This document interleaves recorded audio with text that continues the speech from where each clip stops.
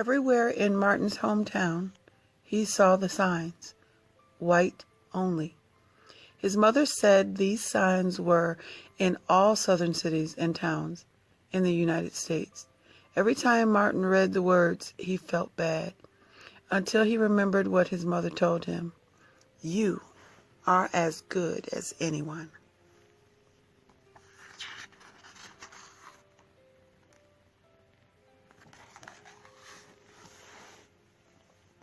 In church, Martin sang hymns.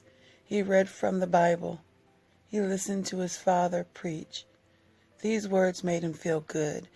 When I grow up, I'm going to get big words too.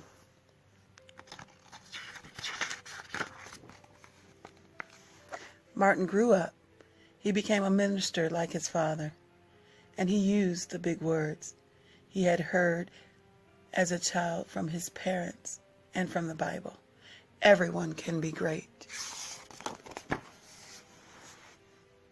He studied the teachings of Mahatma Gandhi. He learned how the Indian nation won freedom without ever firing a gun. Martin said love when others said hate. Hate cannot drive out hate. Only love can do that.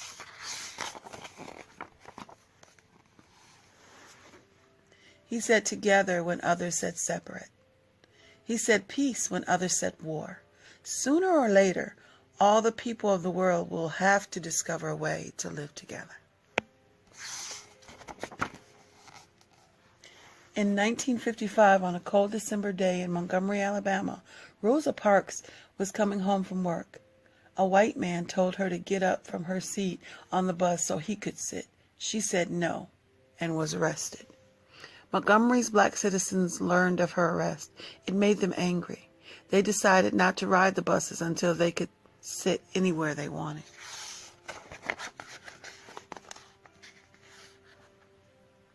For 381 days, they walked to work and school and church. They walked in the rain and cold and in the blistering heat.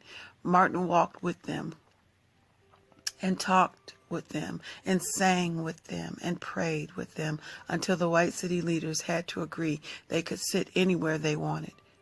When the history books are written, someone will say there lived the black people who had the courage to stand up for their rights. In the next 10 years, black Americans all over the South protested for equal rights. Martin walked with them and talked with them and sang with them and prayed with them. White ministers told them to stop. Mayors and governors and police chiefs and judges ordered them to stop, but they kept on marching. Wait. For years, I've heard the word wait. We have waited for more than 340 years for our rights. They were jailed and beaten and murdered, but they kept on marching. Some black Americans wanted to fight back with their fists. Martin convinced them not to by reminding them of the power of love. Love is the key to the problems of the world.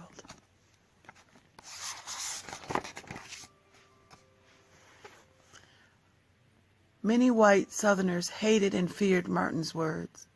A few threatened to kill him and his family. His house was bombed. His brother's house was bombed, but he refused to stop. Remember, if I am stopped, this movement will not be stopped because God is with this movement. The marches continued. More and more Americans listened to Martin's words. He shared his dreams and filled them with hope. I have a dream that one day in Alabama, little black boys and little black girls will join the hands of little white boys and little white girls as sisters and brothers. After 10 years of protest, the lawmakers in Washington voted to end segregation. The white-only signs in the South came down.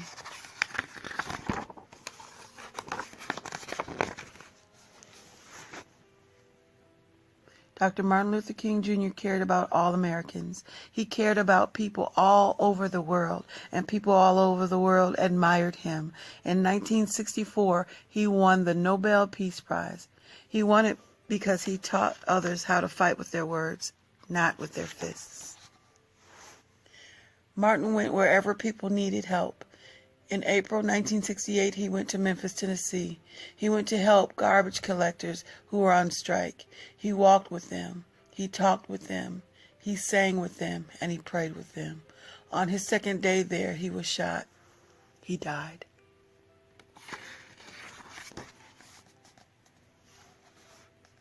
His big words are alive for us today.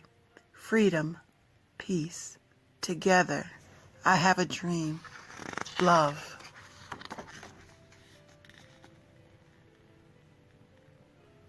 Important dates.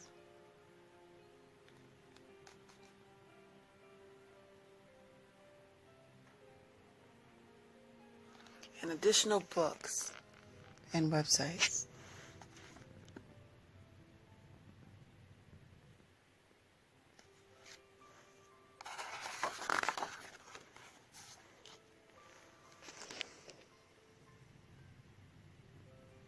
Doreen Rappaport and Brian Collier.